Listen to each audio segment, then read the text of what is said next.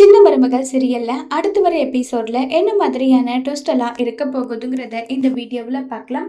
சேது கிட்ட கருப்பு வந்து என்ன மாப்பிள்ள, அந்த பொண்ணு தேல்கடி வாங்கியிருக்கே, இப்ப கூட அந்த பொண்ணு உன் குழந்தை மேல வச்சிருக்க பாசம் பொய்யான பாசம் சொல்ல வரியான்னு சொல்லிட்டு கேக்குறாங்க.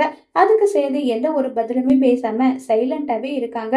உடனே கருப்பு வந்து, இங்க பாரு மாப்பிள்ள, நீ ஐஸ்வர்யாவை கல்யாணம் பண்ணது எனக்கு கொஞ்சம் கூட பிடிக்கலதான். ஏன் இப்ப வரைக்குமே அது பிடிக்கல. ஏன்னா நீ தமிழை விட்டுட்டு ஐஸ்வர்யாவை கல்யாணம் பண்ணது சுத்தமா எனக்கு பிடிக்கல. அதுக்காக அந்த பொண்ணோட அன்பு பாசத்துல நான் சந்தேகப்பட மாட்டேன். முன்னாடி கல்யாணத்துக்கு முன்னாடி அது எப்படி வேணும்னாலும் இருந்திருக்கலாம். திமிரு தெனாவுட்டு எல்லாமாவும் இருந்தது. ஆனா கல்யாணம் ஆனதுக்கு அப்புறம் உன்னுடைய அன்பு கிடைக்கணுன்றதுக்காக ஒவ்வொரு நாளும் ஒவ்வொரு நிமிஷமும் அதுக்காகவே ஏதாவது ஒண்ணு பண்ணி மாமாவோட மனசுல நம்ம இடம் பிடிக்க முடியாதான்னு சொல்லி அவ்வளோ ஏக்கத்தோட அவ்வளோ விஷயம் பண்ணிருக்க மாப்பிள்ள. அந்த பொண்ணெல்லாம் கண்டிப்பா மாறாது. ஏன் ஃபியூச்சர்ல நீ அவளை ஏத்துக்கிட்டு அவ கூட சேர்ந்து சந்தோஷமா வாழ்ந்து ஒரு குழந்தைய பெத்துக்கிட்டாலுமே குழந்தைங்க மேல இருக்கிற அன்பு பாசம் அவளுக்கு குறையாதுன்னு சொல்லி கருப்பு சொல்றாங்க. இதை கேட்ட மலர் வந்து, மாமா எனக்கும் அப்படிதான் மாமா தோணுது. ஏகப்பட்ட விஷயம் நானே மாற்றத்தை பார்த்துருக்கேன். முதல்லலாம் குழந்தைங்க சுச்சு போனாவே உடனே குளிப்பேன், ட்ரெஸ் மாத்தணும், அப்படி இப்படின்னு 1008 விஷயம் பண்றவ இப்ப குழந்தைக்கு டைப்பர் மாத்துறதுல இருந்து எல்லாமே அவ தான் பார்த்துட்டு இருக்கா. அப்படி இருக்கும்போது எப்படி மாமா அவளால நடிக்கலாம் முடியவே முடியாது. நீங்க அவளை பத்தி தப்பான ஒப்பீனியன் வச்சிருக்கீங்க. அதனாலதான் உங்களுக்கு அப்படி தோணுதுன்னு எல்லாம் சொல்லிட்டு இருக்காங்க.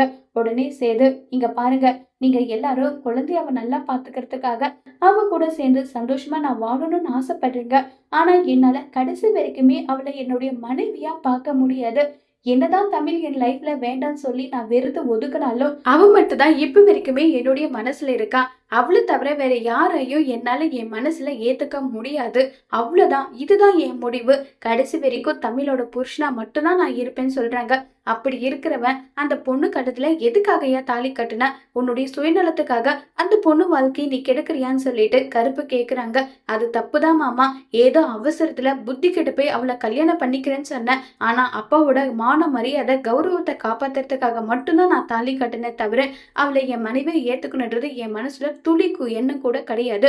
அவ எத்தனை வருஷம் இல்ல எத்தனை ஜென்மம் காத்திருந்தாலுமே அவளை என் மனசுல ஏத்துக்கவே முடியாதுன்னு சொல்லி ரொம்பவே கோவமா சேது சொல்றாங்க. இது எல்லாமே ஐஸ்வர்யா கேட்டதுதான் இருக்காங்க.